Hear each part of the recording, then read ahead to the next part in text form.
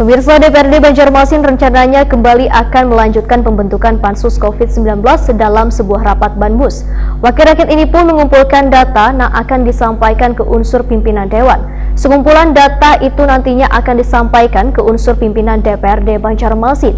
Kemudian akan dibahas dalam badan musyawarah untuk dijadwalkan pada rapat paripurna. Pemirsa, berikut kabar lengkapnya.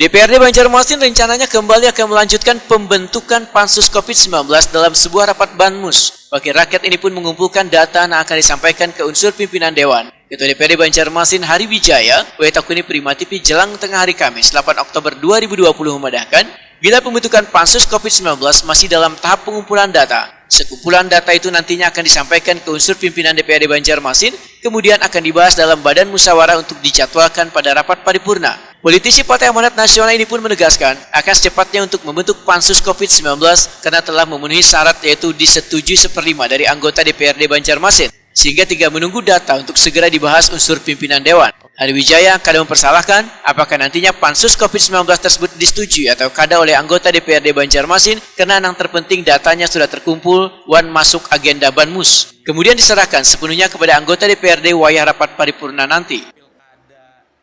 Kelengkapannya itu adalah kajian akademisi, maksudnya kajian alasan untuk pembentukan itu bagaimana. Jadi secara tertulis analisa kajiannya bagaimana, itu yang diminta badan musyawarah kemarin, dan sampai saat ini masih belum diserahkan lah ke pimpinan DPRD. Ada batas waktu lah dari badan musyawarah dari Oh, tidak ada. Tapi minta dilengkapi lah. Kalau memang itu lengkap, mungkin nanti kita buka lagi pembahasan di badan musyawarah. Bisa saja bisa kita laksanakan paripurna nantinya, dan bisa minta lewat dari pandangan fraksi apakah itu akan disahkan atau tidak.